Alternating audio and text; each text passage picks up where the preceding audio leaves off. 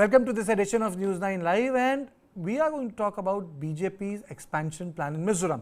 Now, the surprising part is when we talk about Mizoram, when we talk about Nagaland, when we talk about Meghalaya, it's roughly 86 to 95% Christian. Bharatiya Janata Party's politics evolved in a different way from Hindi heartland, but now it has become the dominant party in Northeast.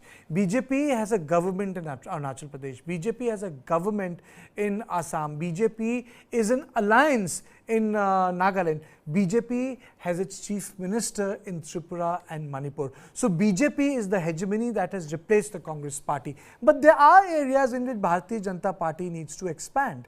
And the one state where BJP has not made the inroad is in Mizoram. So the question is, what is making BJP so confident in Mizoram? So the Christianity is not an issue. We have seen Prime Minister going to Kerala. That's not an issue.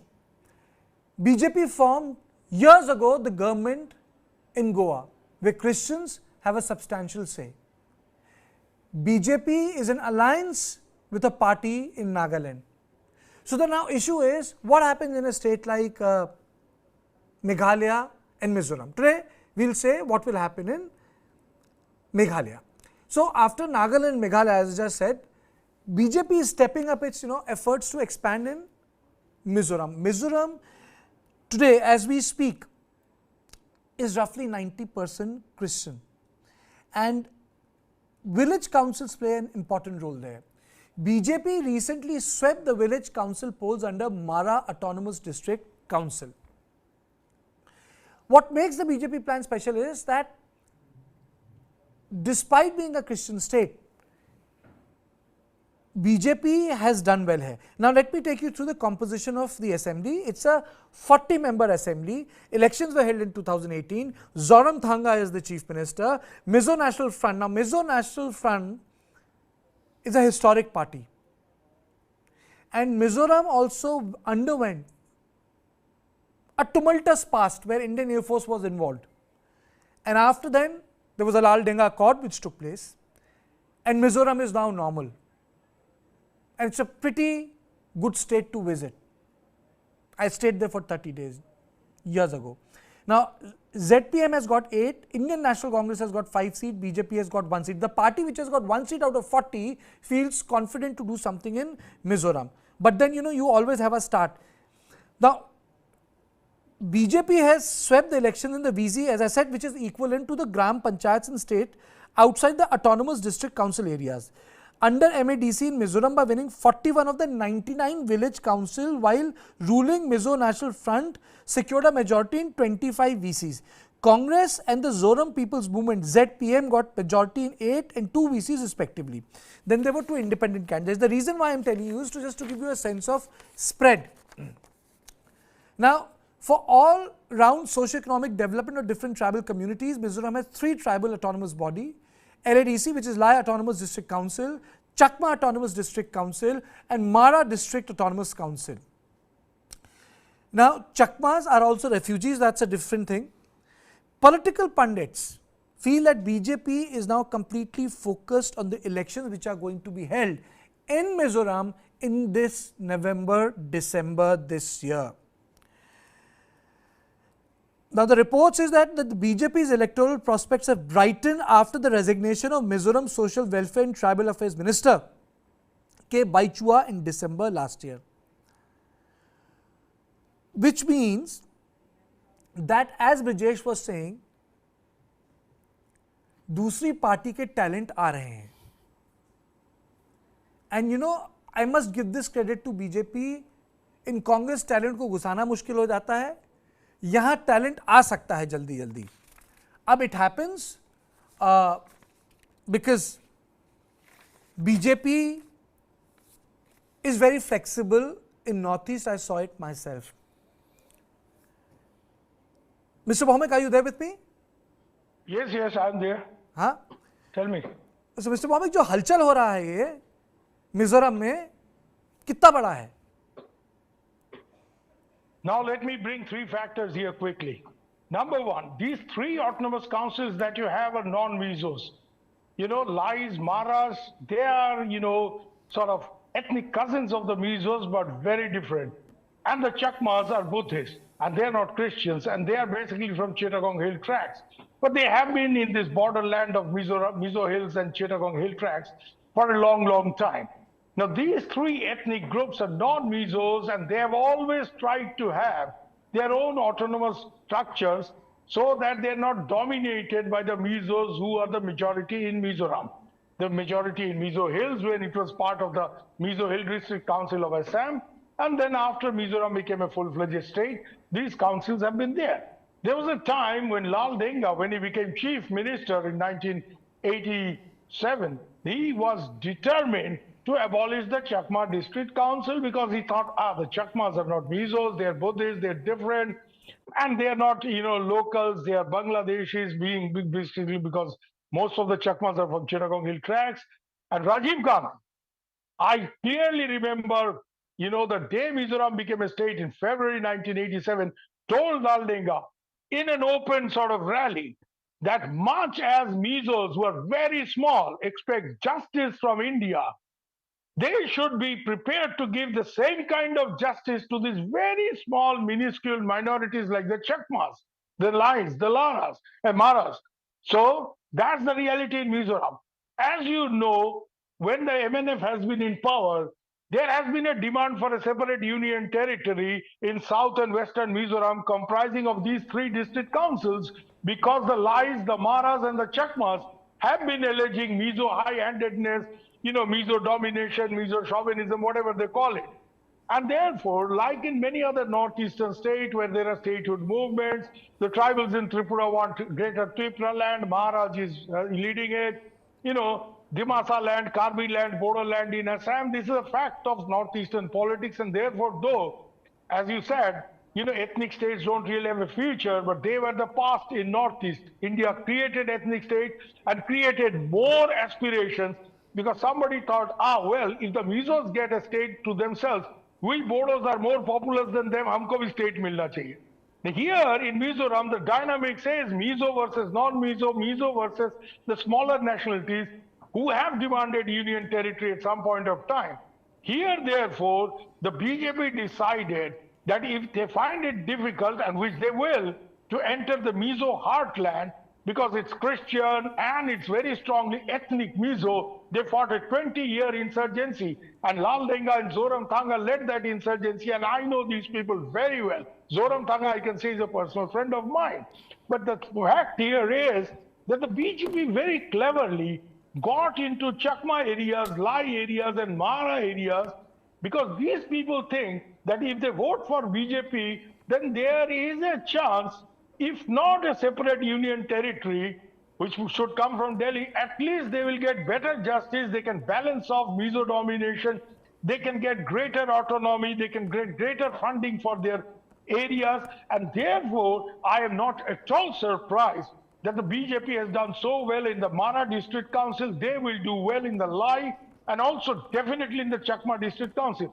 Don't you forget that the single legislator that BJP has in Mizoram is a Chakma gentleman elected from Tuyang. So the Chakmas are Buddhists, and naturally, they would prefer to vote for BJP, not just because of Mizoram, but because they depend on BJP, for other kinds of protection, both in Arunachal Pradesh and in Tripura, where they have large numbers. So Chakmas, definitely they will vote for BJP. Maras and Lais, well, they will vote for BJP because they think BJP at the center is their protective mechanism against outright Mizo domination, which sometimes the Mizo National Front symbolizes, if not actually practices. So are you saying, Mr. Bhaumik, are you saying, because in my introduction when I was talking to Brijesh, I said that MNF is a different thing altogether.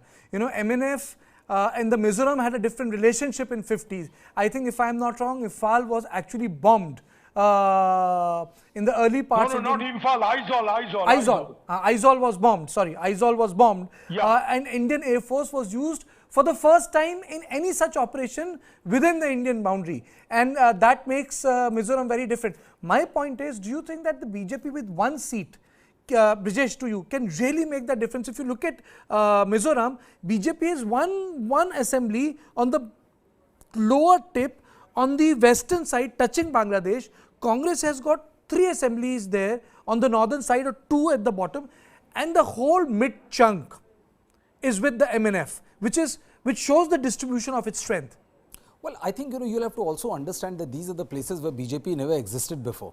And the point is that I completely agree with Mr. Bhaumik, when he says that one of the key, thing which decides the relationship with the party which is in power in center is because center still wields a lot of influence on the way Northeast functions. And if you are a party, if you are a village council, which MADC, where majority of the VCs goes with the BJP, at least they will have some sort of connect to the center, and they will offer them protection. Protection not only there but protection elsewhere. BJP wants to grow using, if I may use the business term, grow organically. But also the merger and acquisition part is there, which will help them make the growth a bit more rapid. The resignation of one MLA, the one minister in the MNF is an indicator towards that. Because don't go by the one number which the BJP has right now. If the growth is organic, the BJP can definitely go in for a merger and acquisition kind of a series, which may make a situation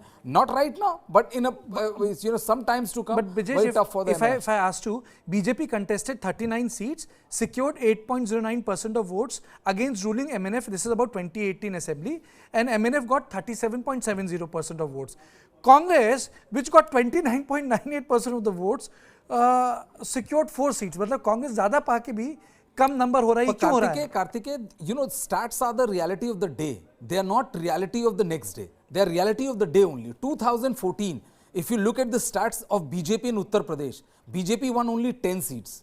2009, BJP won only 10 seats in 2009. They won 10 seats, and when they approached 2014, if you are analyzing election 2014, you would be using these stats saying the BJP won only 10 seats. In 25 plus seats, they were number 3 party. But what was the result in 2014?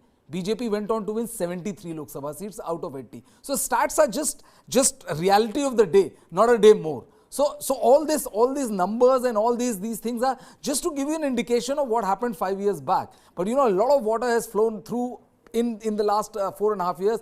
BJP is a party which was non-existent in if I may say so, all the 7 sisters state of Northeast, is now a dominant, a hegemonic party, whether it is either they're forming government of their own as in Tripura and Manipur, or they are in the merger and acquisition scenario where they may Meghalaya, they may accuse the government of being corrupt and everything, but they will not lose a second's time to form a government second the opportunity emerges. That is what politics is, and I think these stats stands true for 18. But in 2023, they would also want to get maximum number of people into the party and try to make the growth more organic and more speedily. दादा यहाँ क्या होगा? Luna Ferrari बन जाएगी क्या?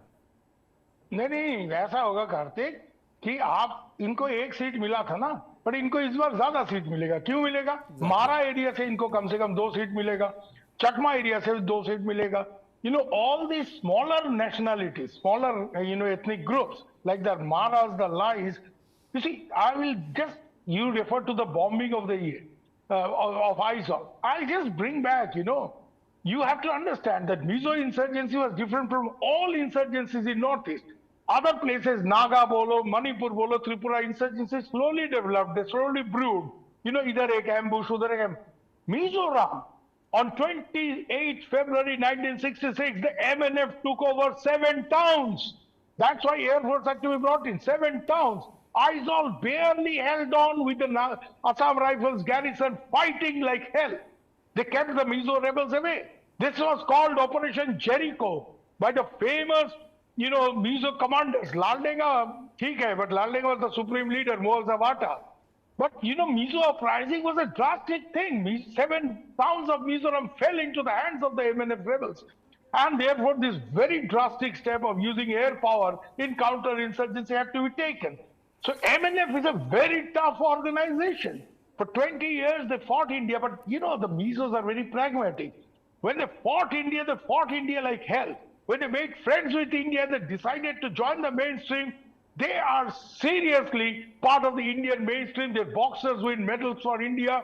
Correct. Look at the number of IAS, IPS officers from the Mizos because they're very educated. They're all over the place. You'll find them, the sort of top officials in Bangalore, etc. from Mizoram, election, so they're all over the place. Having said that, the Mizos the Mars, they were part of the MNF movement because they are ethnic cousins of Mizos. But moment Mizoram came to existence and the MNF came into power, the Mars said, we want a separate district council. They started their own insurgency. Therefore, here the BJP is playing a very subtle game. All these smaller non-Mizo minority groups, ethnic groups, BJP is penetrating them so that they get enough seats there so that they can bargain with the MNF. And here, Karthik, Rajesh, let me draw your attention. These are small assemblies, 40. 2-4 seat इधर उधर उनसे सरकार गिर सकता है, बन सकता है.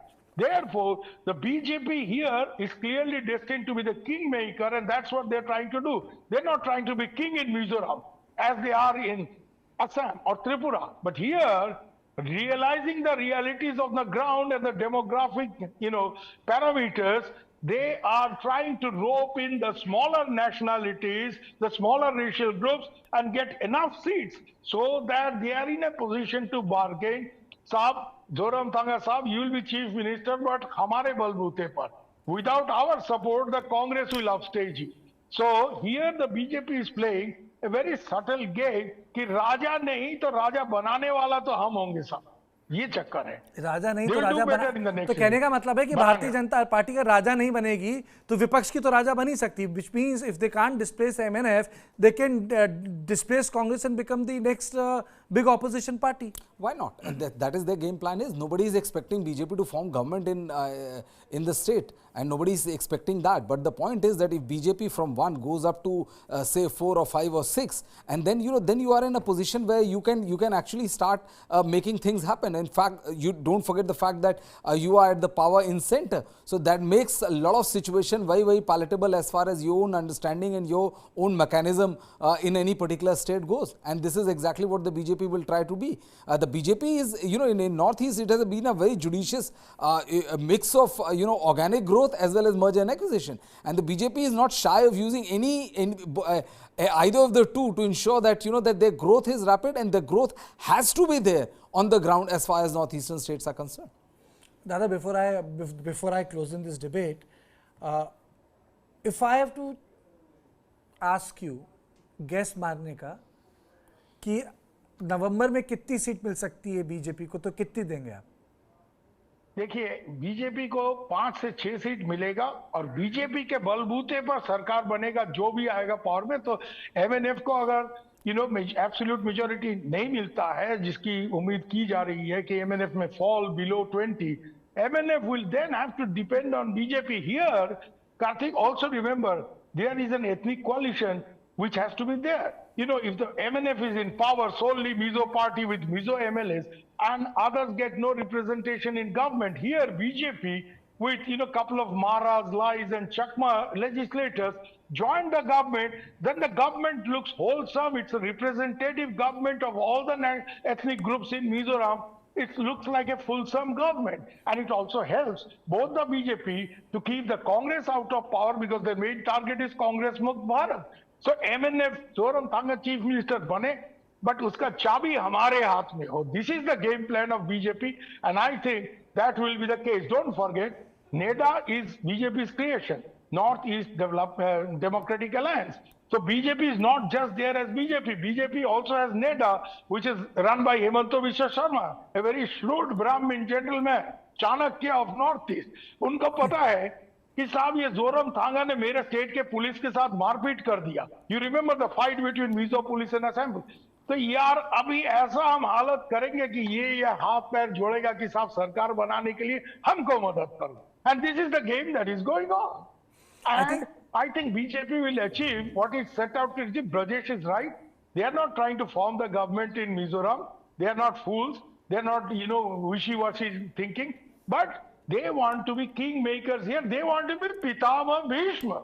कि हमारे आशीर्वाद से सरकार बनेगा. Obviously, they don't want to create a situation where you have a sort of a consolidation against a centrist party which can take a separatist overtones in politics. I think very well summarized. It's very well summarized, Mr. Momik, that BJP has got its target set. I don't know what will happen to the Congress, but in this debate, BJP's master plan, the whole idea was to tell you that when the world and the eyes are focused on the state of Karnataka, there are other battles to be won. And I think BJP is also quietly focusing on other states. We'll be taking to those, but today was the day of Mizoram. Thank you, Mr. Mamek. Thank you, Brijesh, for joining me on this debate. And thank you all of you for making time for News9 Live. Thank you.